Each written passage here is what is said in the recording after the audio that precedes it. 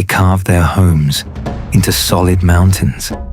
They believed stone could not die, and because their walls would outlast them, they were sure that they themselves would never be touched. This was a city that turned its gifts into pride, a people so brilliant they shaped rock like clay, and so arrogant they laughed in the face of the one who shaped them. So they demanded the impossible, a living creature pulled out of dead stone, and when they got exactly what they asked for, they killed it. What they never understood was this: the moment the creature fell, a clock began to count. 3 days, 3 sunrises between their laughter and their silence. 3 days to take back every word they had mocked. They didn't. This is the story of Thamud, and the warning buried inside it is still standing in the desert today. In the north of Arabia, far from the cities, there is a place where the silence feels heavier than the heat. Travelers go there today. They run their hands along walls carved with impossible precision. Pillars, doorways, entire tombs cut straight into the cliffs. And almost everyone says the same thing. Look how advanced they were. Look at this craftsmanship. They photograph the beauty. They never feel the grave underneath it. Because this is not just an archaeological site. This is a crime scene. A whole nation lived here, thrived here, and was erased here in a single morning. We grow up hearing their name in passing. Thamud, just another vanished people in an old list. We memorize the word, but we never feel the weight of it. So tonight, let's ask the questions almost nobody stops to ask. Who were these people really? Why did their punishment arrive through a camel pulled from a rock and not fire from the sky? And why does a story this ancient still describe the exact way pride destroys people right now, today? To understand how far they fell, you first have to understand how high they stood. The people of Thamud came after another lost nation, the people of Ad, and they learned the wrong lesson from them. They didn't fear the warning. They simply decided they were stronger. And in many ways, they were. They were engineers before the word existed. They didn't build houses on the land. They reached into the mountains and pulled homes out of solid rock, cool in the brutal summer, warm when the desert turned cold at night. Their valley had water, crops, livestock, gardens. Wealth flowed, skill flowed, confidence flowed. But something quiet was rotting underneath all of it. The more they built, the less they bowed. The more secure they felt, the smaller their God became in their minds, until he was just one option on a shelf full of idols their fathers had carved. They had everything a people could ask for, everything except the one thing that would have saved them: humility. Into this proud, comfortable nation came a man they already trusted. His name was Salih. And here is the part people miss. He wasn't an outsider. He wasn't a stranger shouting from the edge of town. He was one of their own. He grew up in front of their eyes. They watched him stay honest while others lied, calm while others raged, fair while others cheated. In their hearts, they had already chosen him. He was the one they expected to lead them one day, the safe pair of hands, the future chief. Picture the morning it began. The sun climbs slowly over the valley. Chisels start their steady tapping against the stone. Merchants stack their dates. Mothers sweep their doorways. Children chase each other between half-finished pillars. An ordinary morning in an extraordinary city. And then they see him, Salih, standing on the high rock where leaders speak. He takes a breath, and his voice rolls down across the entire valley. Salih looked out at the faces he had known his entire life, and before he warned them, he asked them a question. Haven't I lived among you? Wasn't I the one you trusted, the one you hoped would lead you? And they answered honestly, yes, you are the wise one. We had high hopes for you. That admission mattered. They couldn't call him a liar. They had trusted him a moment ago. They couldn't call him a fool. They had wanted him as their chief. He had earned every right to be heard. And then, with their respect still hanging in the air, he said the words that would split the valley forever. Then worship God alone. You have no God except Him. He is the one who raised you from this earth and settled you upon it. For 1 second, nothing moved. The air itself seemed to freeze. They looked at each other, stunned. Is he telling us to abandon the gods of our fathers? Has he lost his mind? And the silence broke, not into thought, but into rage. A leader stood, his face dark with insult.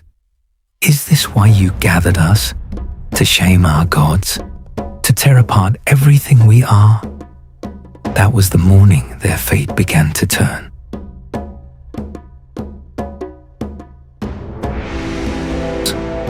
Here's what's haunting about it. They didn't hate Salih because he was a stranger. They hated him because he was theirs, and he had changed the rules. The man they were ready to crown was now the man they wanted to silence. From that day, the respect drained out of them like water through sand. He'd walk to the market to speak, and the insults reached him before he even opened his mouth. Make way for the man who thinks he's better than our fathers.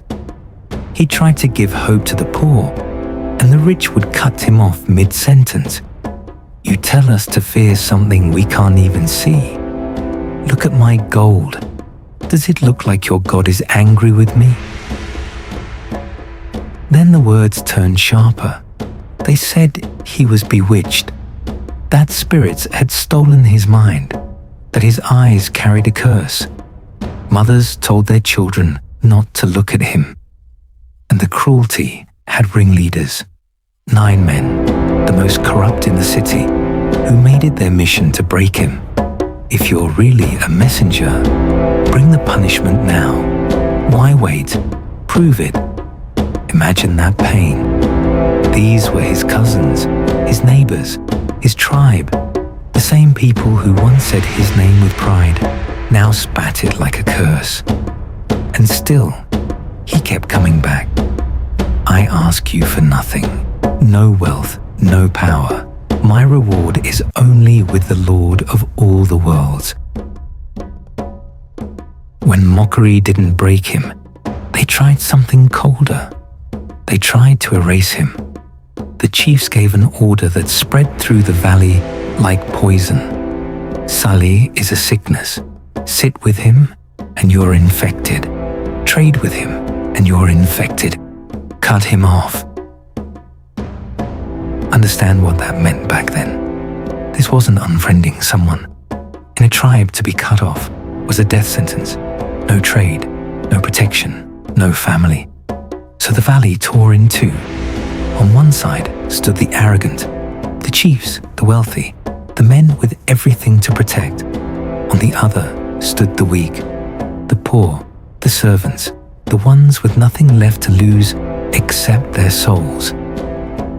Fathers threatened their own sons.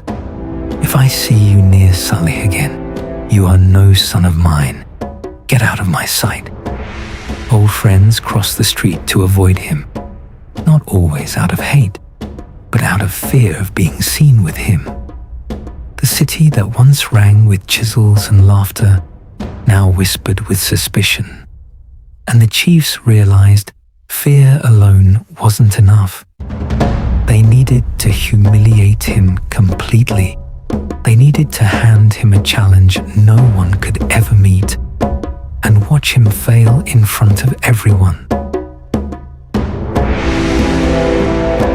So they cornered him. A crowd gathered, workers, traders, elders, children, loud, curious, hungry for a show. You say your Lord sent you. You say you speak the truth. Fine, prove it. Salih stayed calm. Years of insults hadn't shaken him, but today was different. Today, they weren't mocking him. They were mocking the one who sent him. "What sign do you want?"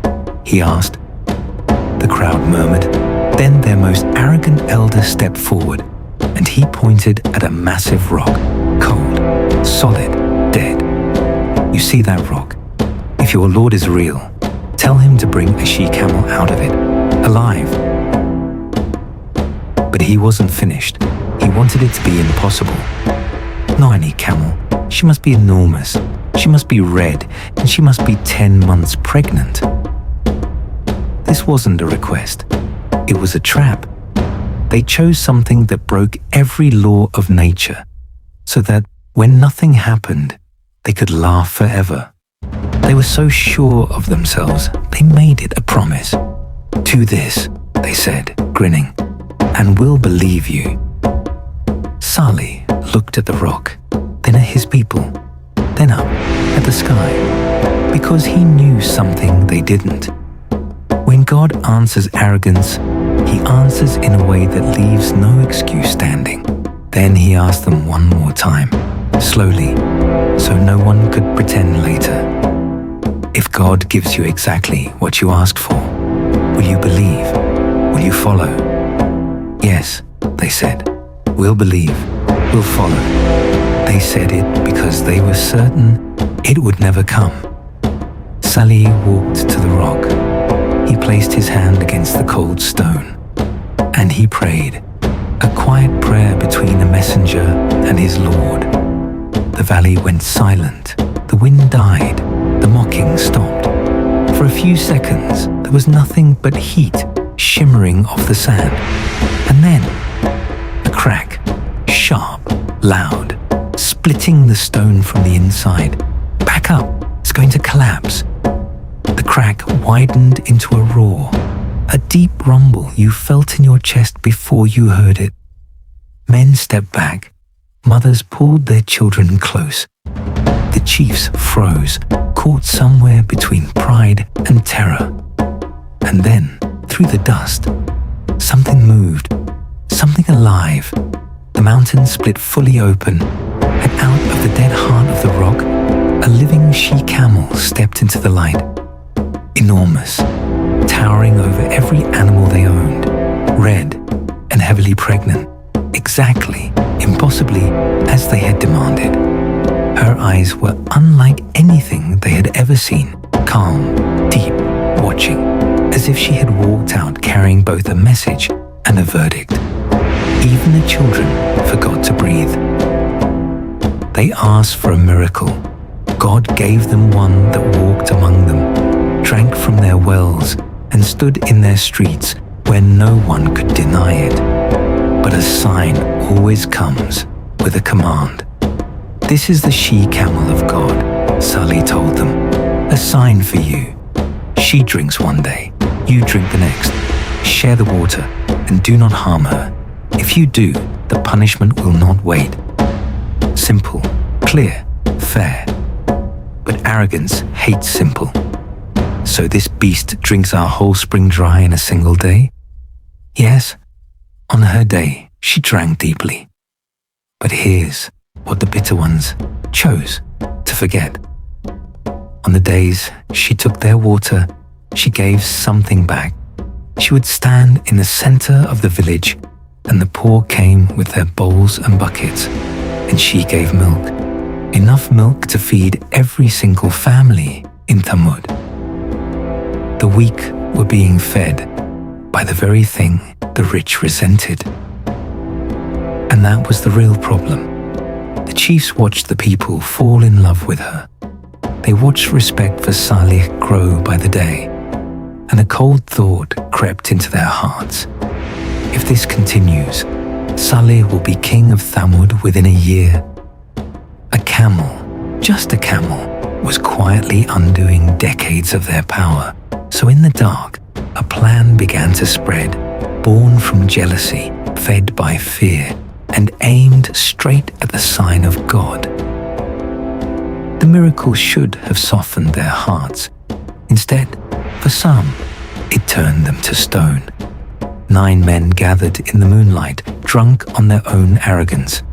But they needed a leader, a man cruel enough to do the unthinkable.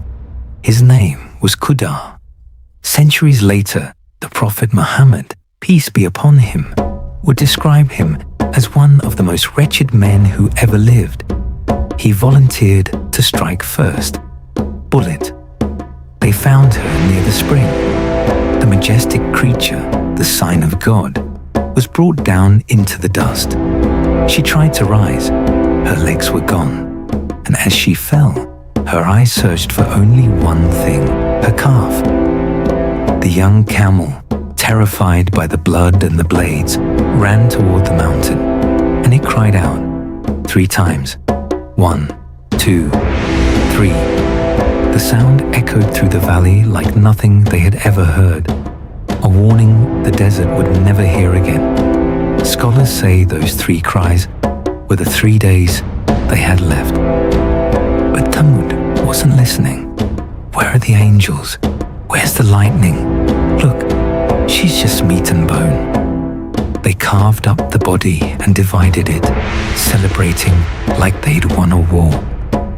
And Salih, the man who had spent years trying to save them, walked to the fallen camel with grief in his eyes. "You have wounded the sign of God," he said, "and brought destruction down on yourselves. You have 3 days. They laughed. They thought it was another empty threat. They had no idea the clock had already started ticking. By morning, the whole valley knew the camel was dead, and with her died their last excuse. Any normal heart would have fallen to its knees and begged. But Thamud wasn't normal. They were proud. Day 1. At noon, people started whispering. Something was wrong with their faces. The skin was turning yellow, a sickly, unnatural yellow, as if fear had taken a physical shape. Why does my skin look like this? It's nothing. The heat, bad nerves, that's all. Day 2. The yellow turned to red. Their faces looked soaked in blood, and the panic curdled into madness. Don't be afraid. Salih is lying. Nothing is going to happen. Then why is your face red like ours? Silence. And here's the part that's almost impossible to believe. Instead of repenting, the 9 ringleaders got angrier. They gathered one final time. If we're going to die, Salih dies with us tonight. We kill him and his family. Think about that. Their faces are burning red with the warning of God himself, and they're planning a murder. They move towards Salih's home in the dark. But God's plan was faster. Before they reached him, a shower of stones fell from the sky and crushed all 9 of them where they stood. The ringleaders died first. Day 3. The final morning. Their faces had turned black. Black like smoke before a fire. Children cried, women wailed, men stood frozen, waiting for something they couldn't see, but could feel coming. That night, no one slept. The valley lay silent, not in peace, but because every heart knew the next sunrise would be the last. The 3rd night ended. The sun began to rise over the valley one final time, but the valley did not rise with it. A stillness covered everything, as if the air itself refused to move. And then the sky screamed. The Quran calls it a sayha, the blast. It wasn't just a sound. It was a single, shattering shriek, a blast that ruptured their hearts in an instant. It gave them no time to run, no time to scream back, no time to take back a single word. The people who carved mountains were found face down in the dust, knees buckled beneath them, flattened where they fell. The arrogance that once stood so tall was pressed into the earth. The geniuses who shaped solid rock were now just silence inside it. Salih and the handful who believed walked away from the ruins, unharmed. But before he left, he turned back one last time and looked over the still valley. "Oh, my people," he said softly, "I delivered my Lord's message to you. I gave you sincere advice, but you never loved those who gave sincere advice."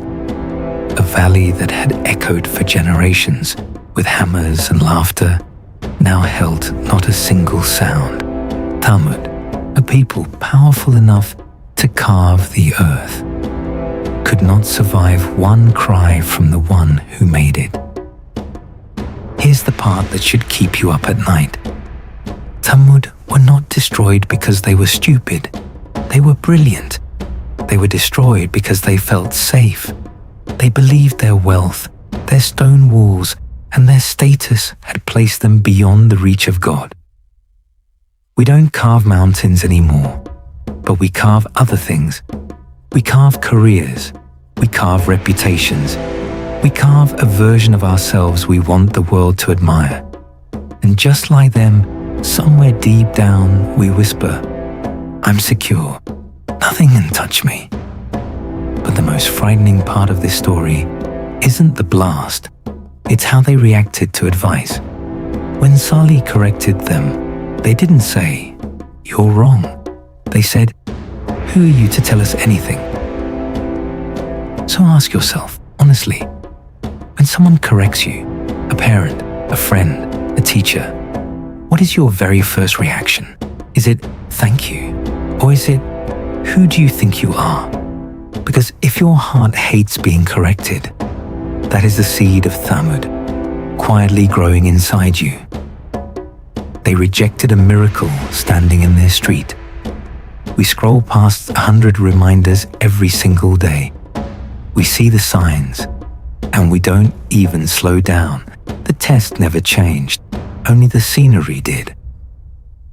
So don't be a people who build strong houses and carry weak hearts. If this story moved you the way it moved me, take 1 second to subscribe so the next story finds you too. Leave a like and share it with one person who might need to hear it tonight. Until the next story, keep your heart soft and stay humble. We'll see you in the next one.